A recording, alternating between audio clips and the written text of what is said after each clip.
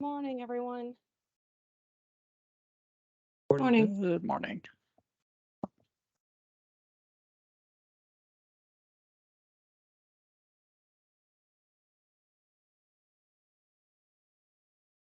Looks like people are trickling in. We will get started in about a minute or two.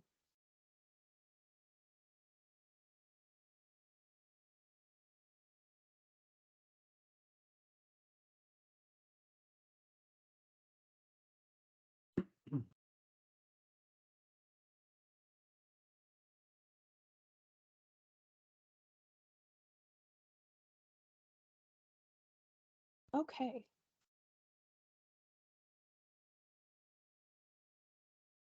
I think we have just about everyone here. So just one more minute.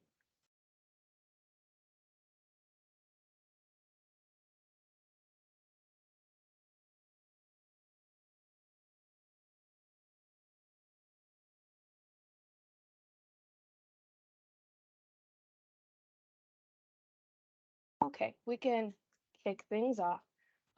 Good morning, everyone. Happy Thursday. Um, is this meeting already being recorded? I think Andre's recording. Oh, okay. So check it. Great. Thanks, Andre. I got very confused for a minute there. Okay, so we will kick things off.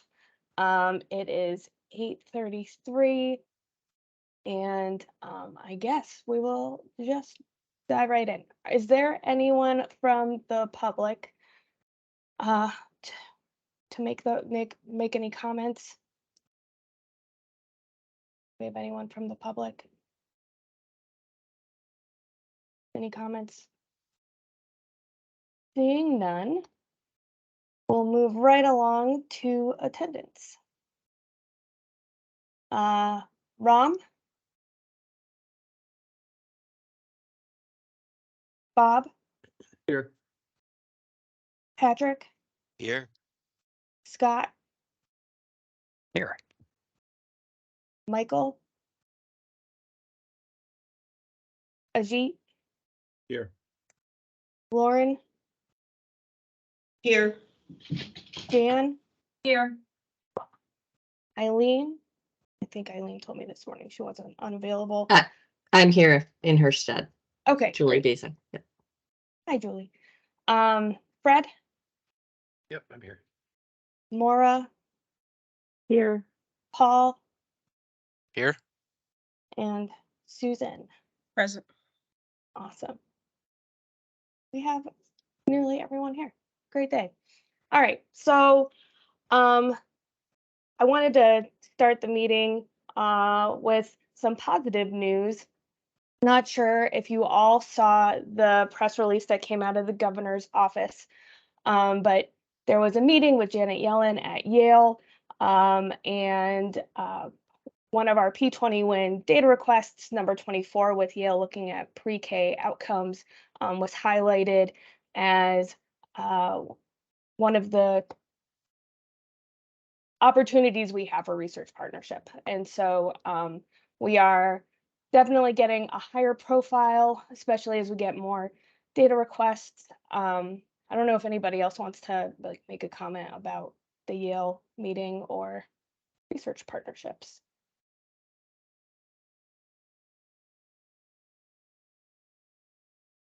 All right, seeing none. I'm so, going to add something, oh, Katie. okay. So I thought it was great to see that it's the Treasury Secretary and that they're interested in the impact that childcare has on the economy, and so they, Yale has like a real interest in trying to understand the impact of childcare programs, and they chose to highlight this as part of the visit with the Treasury Secretary. Governor was there, and so it's a nice opportunity to highlight that this work is that is, in this case, several different agencies contributing to this is relevant for both research community and for informing policy discussions. It's an important question, the impact of childcare on individuals' ability to work, and so it's nice to see this being referenced in that context.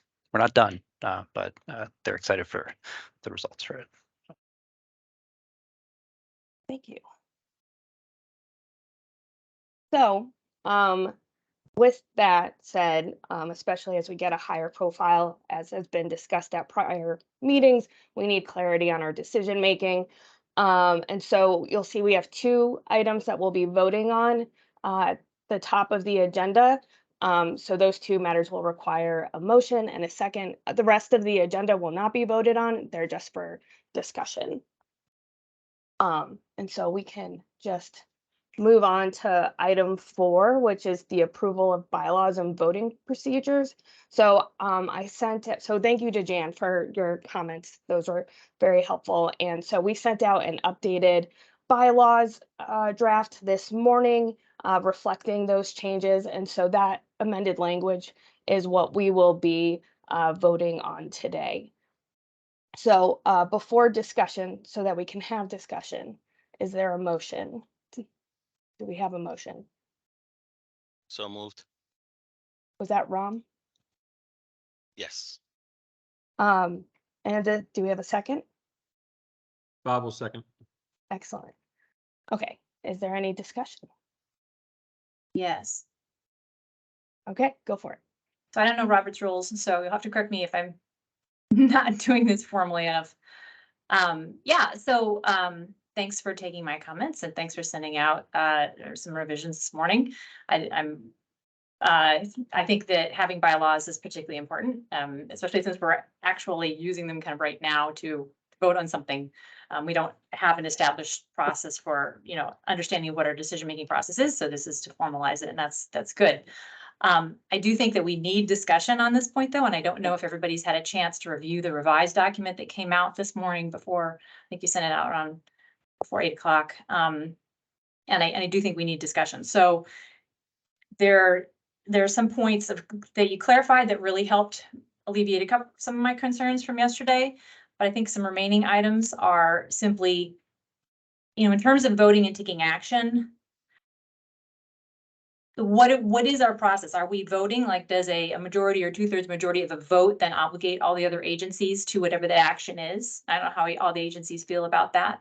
Like or if we need to have consensus, like are we, in terms of our decision-making process, is it going to be by consensus or is it going to be by vote? Or is there another option? I don't know if there is. And if it's, so I think that's like a thing we just need to decide. And then if it's a vote, then how many votes then are necessary for all the agencies to feel comfortable about that action, then applying to their own if they happen to be dissenting on a particular topic. I think that's something we should discuss. I think we should also discuss the section on conflict of interest. When I read that, and I hope I'm misinterpreting, I read it to say if a member or an agency has a dissenting opinion because of that, their vote could then be like they could not be able to participate in that vote. And so I'm kind of confused by that, and who would decide if somebody has a conflict of interest and how that would be determined. And then I also think we should talk about, in addition to whatever anybody else wants to talk about, the section on presumption of assent. Where is it? Procedures. So it reads right now, a member who is present at a meeting of the data governing board at which action is, let me start over. A member who is present at a meeting of the data governing board at which action on any business matters taken shall be presumed to have assented to the action taken, unless their dissent shall be entered in the minutes of the meeting. So when I read this, I'm thinking, well, if I'm in the room and I needed to give more thought, or I need to have somebody else in my agency, legal security, or just others for advice, advise me on it. I'm not really quite sure how I feel about it. Just by being present in the meeting, I'm assenting. That to me feels uncomfortable.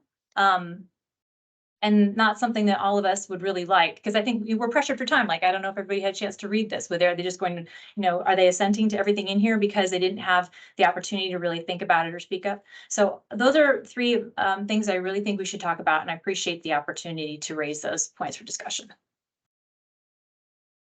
If I could just comment on this section 2 with regards to the conflict of interest, I think, each one of us is responsible to be able to disclose if there is a conflict of interest, and in those instances that they would recuse themselves, as I read this, from voting.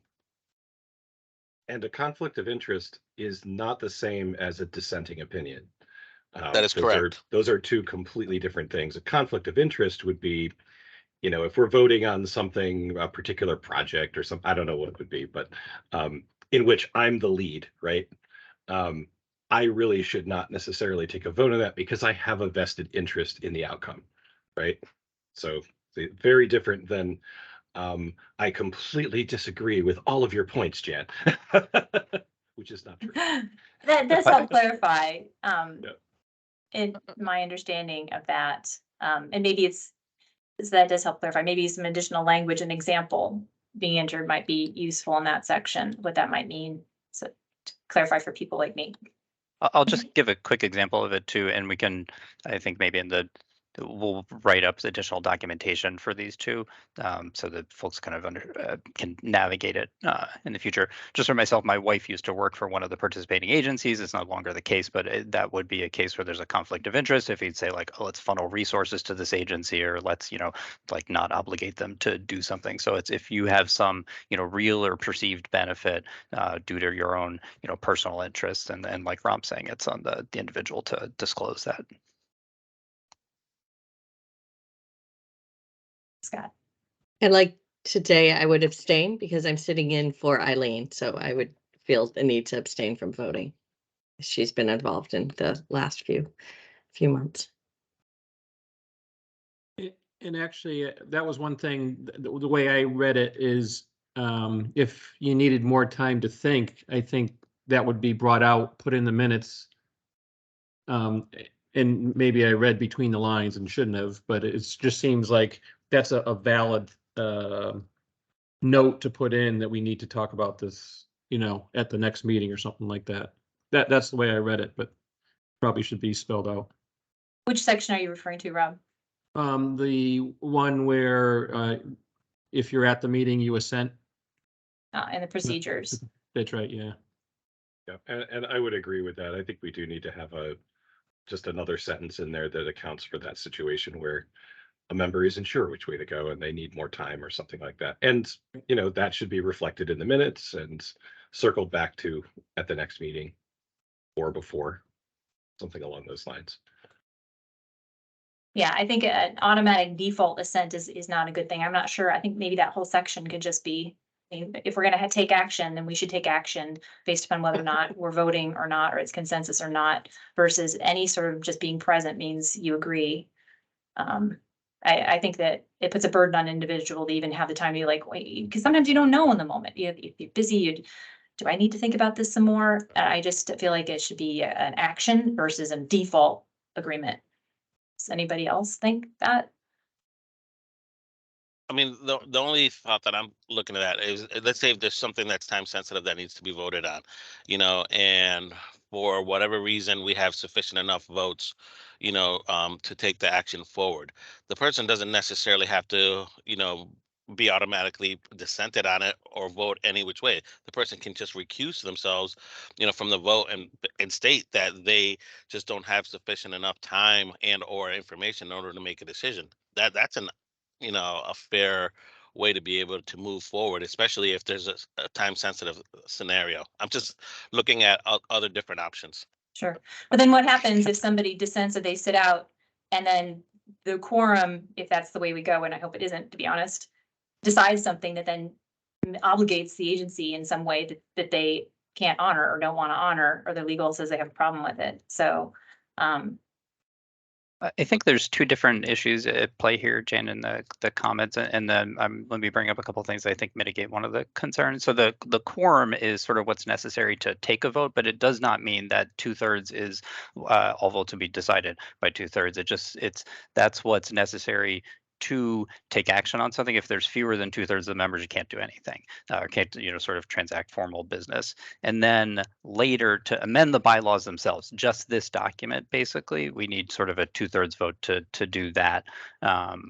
But that's just these bylaws and procedures. It's not the other sort of data governance policies. And I think the past practice has been and should continue to be unanimity for those. But this is a document that's really governing like just the way these are handled inside the meeting. So the quorum and the voting are distinct in that fashion. This is not saying that, you know, things will be decided by a 2/3 data governance policies will be decided by a 2/3 majority. Again, that has been and should be, I think, through unanimity, because the policies apply to all agencies and I would say too to OPM and to BITS. You know, we are members of the board and voting members, but they apply to us in you know, different ways than the participating agencies. So that I don't know if that's addressing part of the question. Two things that I think where Ram's saying, you know, if there's something where someone's uncertain, they can abstain, they can vote no. That's a totally legitimate approach to it. You could say, I've not had enough time to review this, so like I can't support it at this time, and then, you know, we table it and bring it up to the next meeting. Like, I think that's a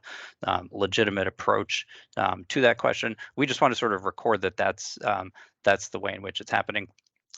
The other aspect of this that I think mitigates some of the concern is the notice requirements for the meetings. And so we're obligating ourselves, in this case OPM, to provide sufficient notice and advanced materials for it. I think, you know, it's a work in progress, and so we'll make sure we're doing that. And you can hold us to account for that. You say, I haven't had time, you know, you didn't get this in advance. You know, we didn't have time to review this, and say like, all right, we're not ready to go on something. But we are obligated by law. This is not a choice of this board. We're obligated to provide public meetings, to hold public meetings, to meet the public meeting notice requirements, to set the agendas, to provide materials in advance of it, and that should give the members of the board the transparency and the ability to review materials in advance of that.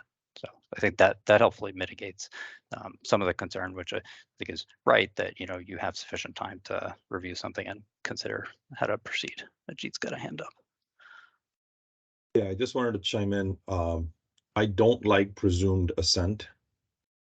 I think that's dangerous and unclear, and easily disputed. So I think we're better off having clear rules for how decisions are made, but not presuming. I think abstention is an option if you don't want to vote on something. And Ram, to your point, if there is a majority anyway, or 2/3 majority, and it's going to pass anyway, I still think the agency that's not assenting to it should have the choice to explicitly say, we're abstaining from this vote. I think that's the cleanest way, or dissenting on the vote. I think it should be documented. So I don't like presumed assent. I think the unanimity point, Scott, like the way it has been and continues, I don't know if it's explicitly stated in this document. I don't think it is. So I think we should state that. Like, if that is the rule, then we should state it. And I understand that nothing happens anyway without the quorum being present. So I think that's a sort of a baseline rule. But then if the quorum is present, then unanimity kicks in. I think that should be stated. I think the third sort of question I have is, each agency still has sort of their own right to participate or not participate in a data request, correct? Agency is not obligated to participate in a data request. Okay, so I think, I don't know where that falls, maybe that's in the EMOU or somewhere else, but I think it would be good to sort of remind that point that on any data request, an agency could say, you know what, we're sitting this one out, we're not doing this one for whatever reason. But those are my thoughts. And just if I can piggyback off of Jeet's last point, I think that would address the concern that Jan said, that it obligates the agency. You know, ultimately that issue, you know, of an agency deciding, well, you know what, we're not going down that direction, that specific right, you know, would address that. Thanks, Robin. I would take it even further. It's not just about data requests, but it's going back to the unanimity piece, right? So we need a quorum to have a meeting, to have these discussions and talk about it. But if we're going to agree on something, the bylaws, maybe a 2/3 vote, I don't know, but anything else about how the data are shared, about how it's transacted, about our process, that we need unanimity. It's not a vote. In the instance, you can take a vote to kind of get a sense for where people are. I think that makes sense. But I wouldn't want, you know, even if I dissent or abstain, for the group to, and I think legally it wouldn't hold water anyway, for this group to make a decision about something that obligated another agency to do something or take action or have a responsibility that they dissented to. They might clearly dissent, but I think the group still, the vote doesn't really hold weight over the agency. And I think that should be understood. I would just want to clarify one thing on the terminology here. So we are required as a for public meetings to vote on it. The vote, I think, should be unanimous, but we're actually required to record the individuals and the vote. So I think you're contrasting unanimity and voting, that they are equivalent in this fashion. We're voting, and we have to record that every vote is in favor of that policy. Does that make sense? Yeah, voting for, yeah, that makes sense. And clarifying that, and that would be great in that document. That makes sense. Yeah, So we'll take sorry. a vote and everybody has to agree before. I like that. It's incorporated by sort of reference in the reference. It's part of the public meeting laws. It's not all boards and commissions are required to carry out the votes in some fashion, particularly with the advent of doing hybrid meetings or electronic meetings, to make sure who knows who made what decision. And so the voting, I think the point on the unanimity, we can clarify that here to make sure that folks have the assurance that this is not changing the current practice in that fashion. But there are requirements in the public meeting laws for us to do that. And in the EMOU, it actually requires us to set bylaws and procedures for this group, which we have yet to do. And so this is why we are bringing this to the fore, to be able to meet both our own self-imposed requirements and the ones that are part of the public meeting laws. Rob, you have a hand up. Just, I think it needs to be explicit as to what things are unanimous and what things are a simple majority and what things are a 2/3. Usually for bylaw amendments, it's 2/3. That's the standard. Usually for everything else, it would be a simple majority, right? So if I wanted to table something to the next meeting and people wanted to vote on it, that would be a simple majority. Usually that's the way that it works. And then, of course, I understand what you're saying. You're saying for any data changes or any requests, that should be unanimous. But I think that the bylaw should probably have a section that describes the different types of requirements in terms of how votes are tallied.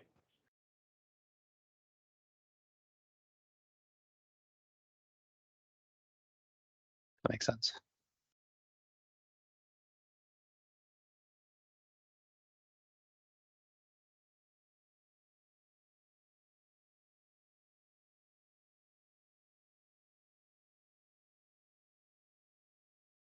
So, excuse me. So it sounds like we need to make some revisions to the bylaws as drafted. So we probably shouldn't be taking a vote on this.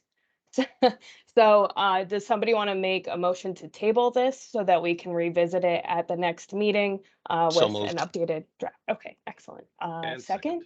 And I'll, Okay. sure. Thank you all for the discussion. Really appreciate it. I think we'll have a lot clearer bylaws, and they are important. So thanks. And I put a proposal for a definition of conflict of interest in the chat. Feel free to use it or propose something different, but something to start off. Okay. So we have to have a majority vote to table this item. And seeing that everyone is here except for one person, I am going to propose we do a roll call vote just so that it is documented. How does that sound to everybody? Vote in the affirmative to vote. Okay, great. Ram, Aye. Bob, Aye. Patrick, Aye.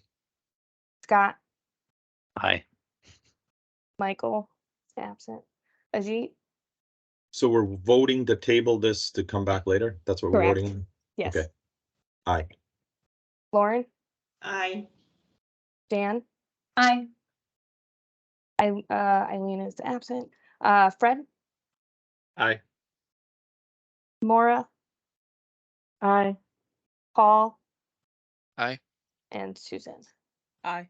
Okay, great. So we have voted to table this We will work on getting updated revisions to everybody. We'll make sure to get it to you at least a week in advance of our next meeting in May. And we will return to discuss this. Thanks everyone for your comments on this. It was great. All right. The next item on the agenda is to review and approve the security incident report and plan. I'm going to turn this over to Scott. I'll try and be brief. This is this is where we put the bylaws on the agenda because these are kind of things that we do need to sort of vote on to make sure that we've got unanimity and clarity for the decision-making process. I know Ajit has to leave in 3 minutes, so I'll just try and be succinct about this. We've had discussions about the breach that was last year in, I think, at least 3 of the data governing board meetings and several sort of offline discussions about it. And I appreciate the contributions of many of you to making sure that we thoroughly document this, go through the steps that have been taken to resolve it, and summarize that in a complete document. The steps in this process we need to go through, understand it, share with the data governing board, document the steps that are taken to resolve it, and then once the board approves those steps through presumably a vote that we would take in a couple minutes, then we provide notice to the executive board of this so that they can know the nature of it and sort of that we've effectively resolved it. This is, I will say also, not the last time this board should be discussing questions about security, the data sharing process in general. It is the purpose of this board to discuss exactly those topics. We are trying to kind of cover this one, hopefully isolated incident and provide closure to that. But it will not be the last discussion on these topics. I can assure you of that. I'll go through a little more. I don't know if Ajit, because you're one of the agencies impacted, you wanted to add anything for that. All right. Well, I appreciate all the conversation and I'm good with where we are, where we land.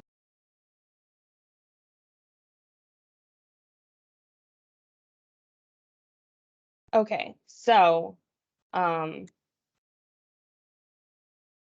propose that we follow the previous plan to vote on this. So we'll motion in a second and then we can have discussion among the group and then we vote on that. Does that make sense to folks? Okay, cool. So can I have a motion to approve and accept the security incident report and plan? So moved. I will And- second. Okay. Is there discussion?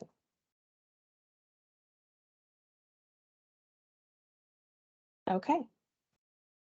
Jan. Sorry, I saw you can't come off mute. I just had a comment. I don't know if it's discussion. I just want to appreciate where we are. I know it's been there's been a lot of work to get where we are today, and I appreciate that. And I just wanted to make sure that folks know,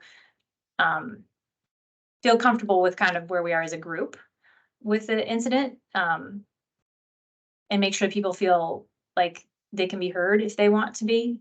Personally, I think from CSU's standpoint, we're comfortable, I guess, with SDE as to where we are right now and the actions that DOL has taken, and the OPM is facilitated in terms of changing the process so that files are handled and get where they need to be.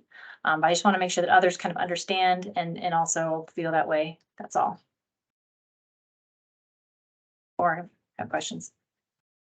Other question?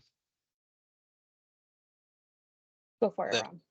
No. I said call the question. That means that Oh, if there's no gotcha. other I didn't yeah, hear the yeah. first 2 words you said. I apologize. I sometimes mumble. Okay.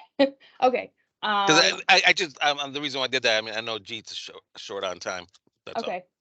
All right. So we'll move to another roll call vote. So Ram, Real quick, what exactly are we voting on? to accept the plan and report that we shared with Okay. the board last week. And being the group's final sort of acceptance This is- that this the is the breach group's- is we're done, we're moving on, we're gonna tell the executive board everything's handled.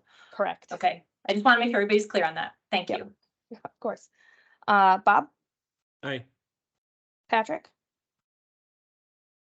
Aye. Scott, Aye. Michael, not here. Ajit, Aye. Lauren, Aye. Jan, Aye. Elaine's not here. Fred, Aye. Maura, Aye. Paul, Aye. Susan. Aye. Great. So board has voted to accept the report and plan on this incident. And thank you everyone for getting us here and your contributions to this process. All right. The next item on the agenda is the year 4 2023 SLDS outcome map. Okay, so every year we need to supply the NCES, which is the National Center of Education Statistics. They provide us with the SLDS grant with goals for the upcoming year. So I'll share my screen. These are very similar to the outcomes we identified last year. Excuse me. But we wanted to make sure that we are building upon the work that we've done instead of scrapping what we had identified and moving on to something new and different. We wanted to make sure that we continue to reinforce the structure and foundation and work that we're building for P21. So we have the same outcomes to increase efficiency of P21 and participating agencies in fulfilling data requests, making sure that agencies and staff are engaged and have the knowledge to effectively contribute to P21 and to integrate equity and transparency into the data request management process. So here we have broken down how we're going to continue working towards and achieving this outcome. We've identified a series of sources. We've added a couple of new ones, that assistance from actionable intelligence for social policy, also AISP. We've expanded our strategies to make sure that we're deepening the work that we're doing, that we've identified that we are conducting this dry run, and we're exploring technical upgrades to improve the system. So our outputs are hopefully restructuring the process for fulfilling new data requests in a way that is secure for all agencies. And then in the process of doing so, continuing to improve our documentation. I would also say that the working groups that we will discuss later in the meeting also contribute to this output. Also, if you have questions, just interrupt me.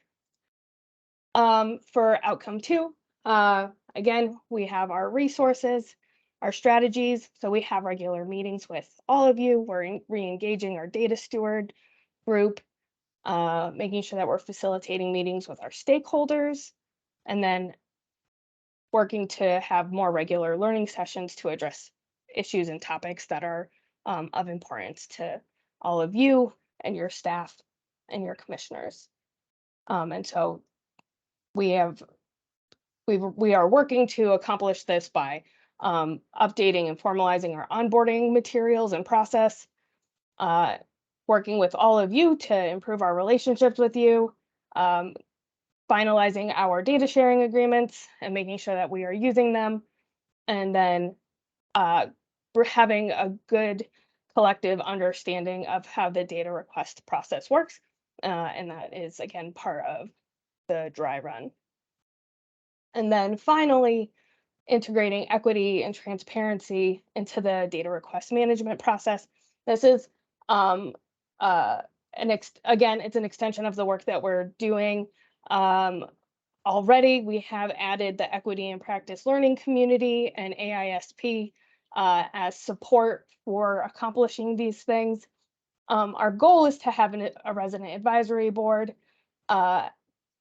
establishing assessment tools that agencies can use for data requests, and these 2 items are feed back into the resident advisory board so that we can have more community engagement. And we'll talk about that, I think, later in the agenda. Are there any questions or comments about this?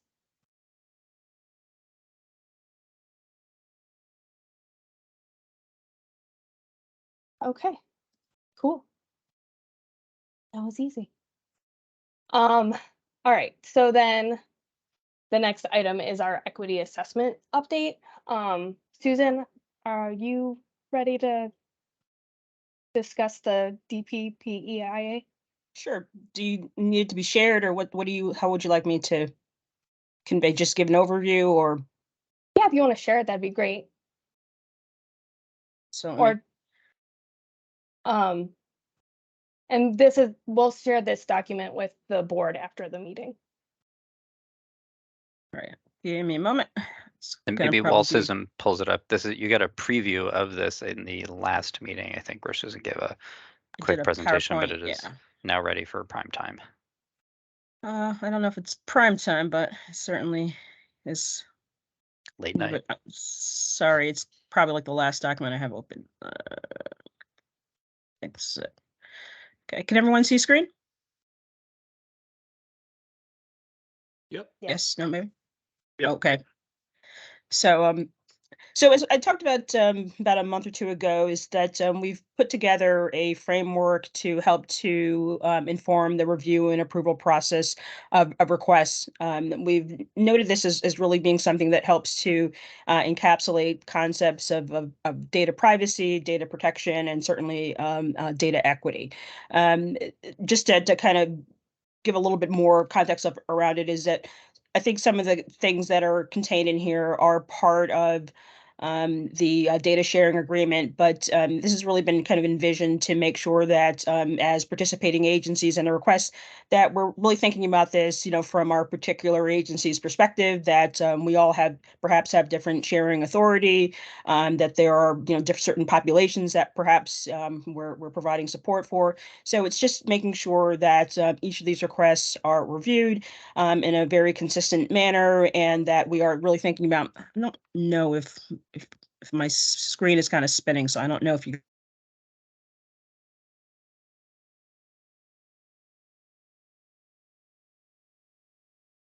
I think we lost her. I was just She's gonna totally gone. Yeah. She's probably reconnecting. Yeah.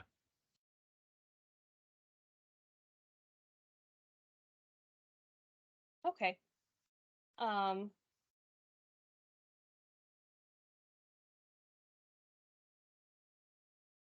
And share my screen. Okay. In the meantime, I can just give an update on the resident advisory board. So we are working with the equity in practice learning community to investigate how we can better engage community in our work. And so in the process of creating the resident advisory board, we're working on creating the resident advisory board design team, which would be a combination of state employees and people who are identified from the community through those agencies, and how to best engage folks in providing feedback on data projects and building trust between agencies and their communities. So this design team should be up and running in the next couple of months, with the hope that we can have a functional resident advisory board by the end of this year. So, yeah, you want to continue the registered advisory? That's fine. I'm sorry, I didn't realize I was riffing. I was all done. Just kidding. So. I'm done with my update, so if you want to. It might be easier for you to share. I don't know what's going on. I don't know Okay. if it's my computer or my Wi-Fi connection, my router or something. So it Okay, may be a I'll little share bit it. easier. Yeah. So I don't know where I last left off. But I was just really kind of going over some of the real core components of it, that there are some elements that are laid out to kind of frame how we potentially are looking at the requests that are coming in. As I said, and again, I may be repeating myself, is that obviously as state agencies, we all potentially have different authority and legislation and policy that affects what we can and how we are able to share certain things. So thinking about that first and foremost in terms of any requests, being thoughtful about the types of variables that are being requested, whether or not those variables are absolutely necessary and at what level potentially we need to be providing that data back.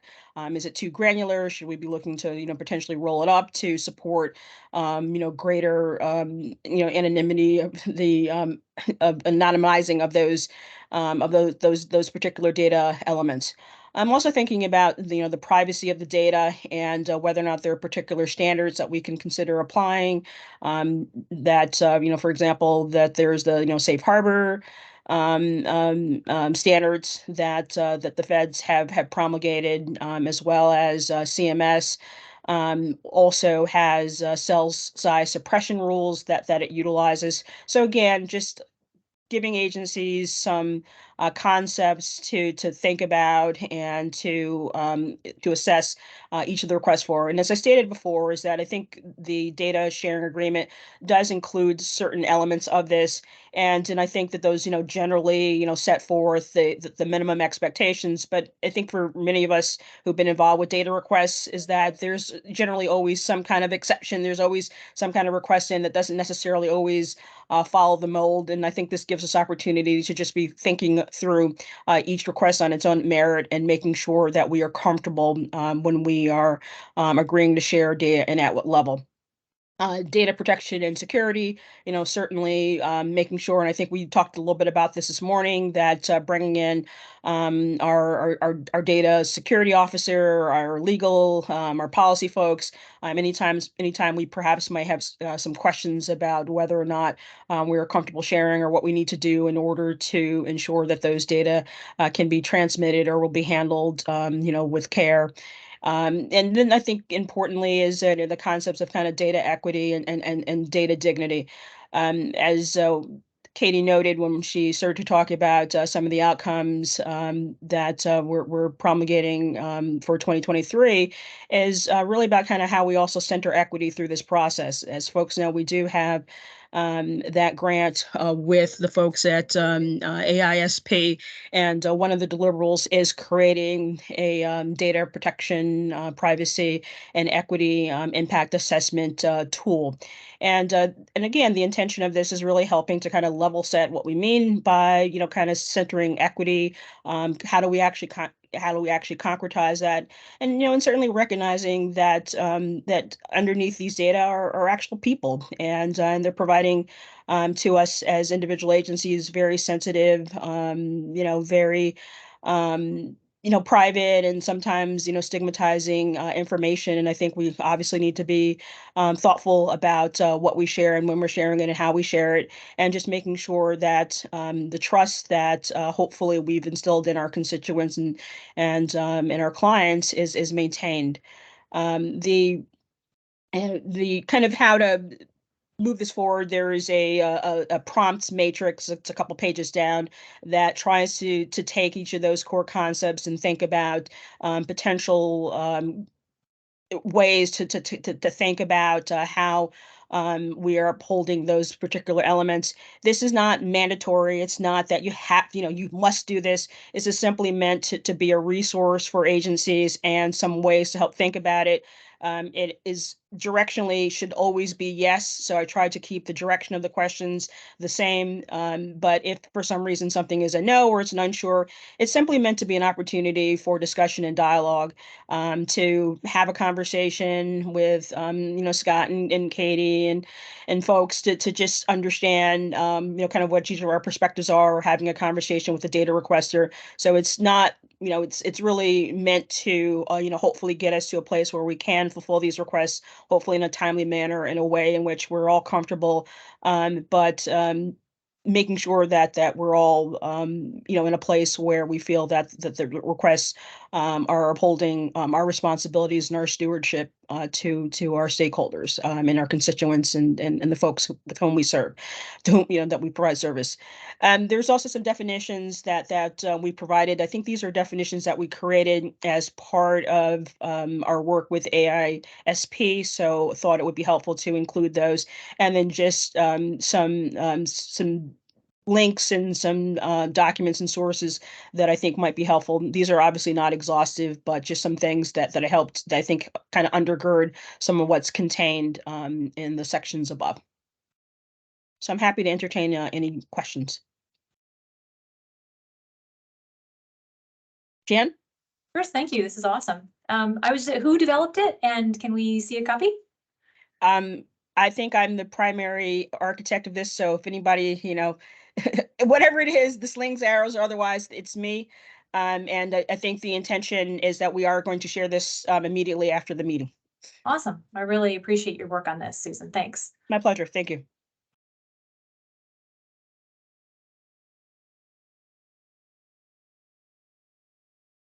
Cool. Thanks, Susan. You're welcome. Very Thanks, guys. exciting. Okay, are there any other comments or questions? Just to Alright. continue the discussion on the voting from earlier, this is Susan say we'll send this out right afterwards. I think this is where there's more in the document, so it'll take folks some time to review it. And then eventually, subject to your slings, arrows, and other revisions, we would presumably then take this up, or some portions of it as policy for the board, and it would come back to this group with your revisions and go for a vote. So that's sort of the cycle for this. We're sending it out after this, give you time to review it, kind of offline, have further discussion as necessary, and then sign off on it or not, we'll see. But I want to again express the gratitude that Jan did to Susan for taking this on and doing this, and Katie particularly for working with her closely on it, and some help from other folks here at OPM and Office of Health Strategy who are part of this grant process for digging into it in some detail. Cool. So like Susan and Scott just said, we'll be sending this out to everybody for feedback. If you have comments or questions, please share them with us before our next meeting so that we can make the appropriate revisions as needed, so that we can discuss this at the next meeting. Susan. I'm wondering if it may be helpful to put it in like a shared drive, OneDrive, so that the consolidated comments and feedback can be in one place, if that would be helpful. I will do that. I will figure that out for those who are not on the state, but I think that we can do this. I think you can give them permission. I think if you include them as, their email address is one of the approved attendees, they can have access. Cool. Thank you. Awesome. Okay. Moving right along. We have been creating an annual report to share with all of our agencies. Ashley's been working diligently on this, and I will let her talk more about that. Yeah, thanks, Katie. I think maybe I'll just share my screen so I can give you a quick preview and then also send it out to you guys. So I'm hoping you can see my screen right now. Here, and I want to give a quick shout out. Perfect. Thanks, Katie. I want to give a quick shout out to my colleagues here at OPM. They've helped a ton with this as well. But we created an annual report highlighting some of the things that we've done in 2020. We have an introduction that just gives a highlight of what P21 is and who's involved. And then some, I think, big topic areas are promotion of equity. This is something that we have to report on. So some things that we've done and that we're working towards doing. Implementation of P21 and changes in structure. So again, this document will be sent out, some things you might recognize here, some structure changes, policy and processes changes, sorry. Section 3, so this is a bigger section, it's talking about all the research that's been performed under P20 WIN during 2022. So any research that's under any that's been completed is right here. And then we break down by the learning agenda what projects are occurring in whatever step of the process they're in. So if they're currently active, they're broken down into the different learning agenda sections, which I just scrolled quickly through. We talk about the agencies and where they're involved as well. So giving some highlight of your work as well in this process. Talking about expanding our data, so where we've added some things, and then some recommendations by the data governing board. So again, that was a really quick overview, but the hope is that to send this out to you guys after the meeting, and if you guys have any feedback of things that you would like to see additionally in this, I'm happy to take that. I think the plan is to share this with the executive board as well next week. So anything that you would like to see in it, feedback is welcome.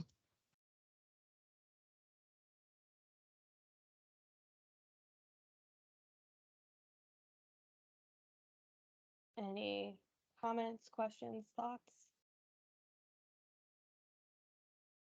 Okay, so the next item we have on the agenda are the working groups that we have been alluding to throughout this meeting.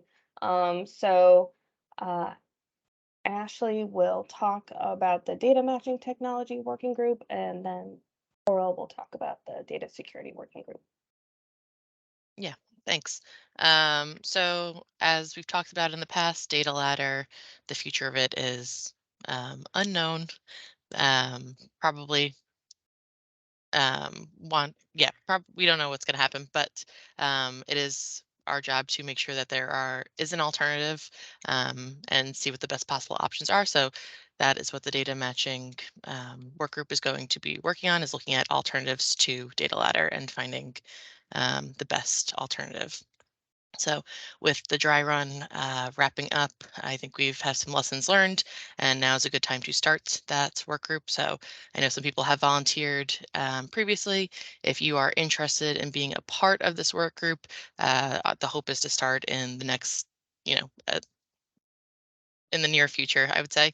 So again, feel free to reach out if you would like to be part of this. The main goal of this work group is to find alternatives to data ladder.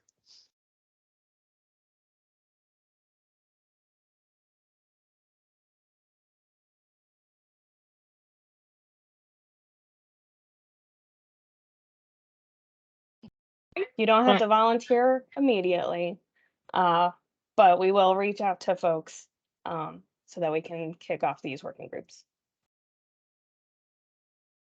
I can go ahead and talk about the data security working group. So we discussed this at our February data governing board meeting, where we voted on the new data security policy and process.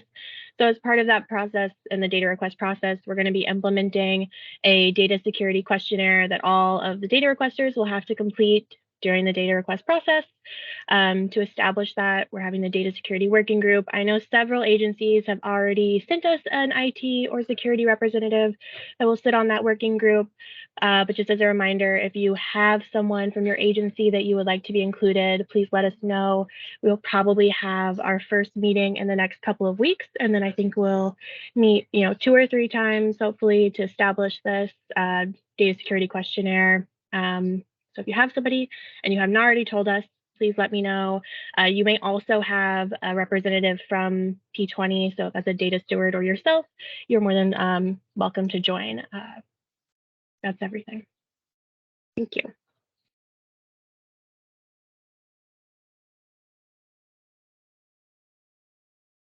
You are muted, Katie. Of course I am. Are there any thoughts or questions about the 2 working groups? Okay, so our hope is to kick those off relatively soon. So if you have not heard from Coral and Ashley, or if you have not volunteered, you will hear from Coral or Ashley. And hopefully we'll get those going soon. So the next item is a data request summary. So demand continues to grow. We've actually received 3 data requests in the last week that are going through internal review and will be shared with agencies if they are complete. We have the BCG request trucking along. And then we know that we will have the request from OWS looming. It's coming. So I know that in the interest of time, we can send out a more comprehensive update on the status of existing data requests so folks are aware of what's happening. I do want to note that updated data dictionaries are due in 2 months. We'll be discussing that with data stewards at our next meeting in May, but whatever can be done in the meantime to prepare for that would be great. Coral is coordinating that effort. I also want to add that we have an executive board meeting next Thursday afternoon. And we'll be adding 2 new agencies. So we'll be adding the technical high schools, which have historically been a part of P20 Win through SDE, but they are now an independent agency or authority. And then Court Support Services Division. We've had a number of requests, or we have had a lot of interest about data requests with justice involved use. Patrick, you have a question? Or you have your hand raised? I don't know if it's a question. Well, I had something that's not on the agenda that I just wanted to mention. So when the time is appropriate for that, let me know. Now is your time. Okay, I just wanted to report that the operating group and the data integration hub had an in-person meeting, and it was very exciting. And I just wanted to just throw out to the group that as convenient as this is, and I'm home today, and it's very convenient to be home. That there is a benefit to in-person meetings, and it's just something I think we should cogitate on over the coming weeks, that maybe there might be a value in having us as a data governing board get together at some point because of the value that we experienced with the operating group and the operating group meeting in person and meeting each other for the first time, many of us.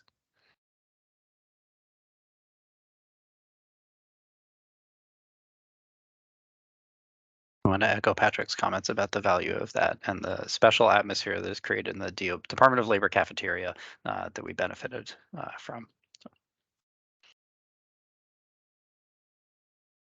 We can, it's part of, for what it's worth, it's in the EMOU that OPM, if needed, can provide facilities for meetings. So we can host them, here, we can find other places as things change. If that's something that's of interest, we can absolutely pursue it.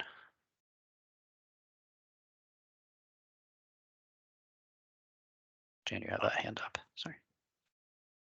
You're muted. Sorry, I'm just seeing Katie's response to my question, so thanks. Can we be copied on what Oh yeah, goes of course. out? Okay, Oh awesome. yeah. Perfect, thank you. And then just to follow up then to Patrick and Scott, I'm always in the office, so I don't mind traveling anywhere. We'll do a survey and see when works for folks to have an in-person meeting. Maybe we'll do periodic rotations of different agencies.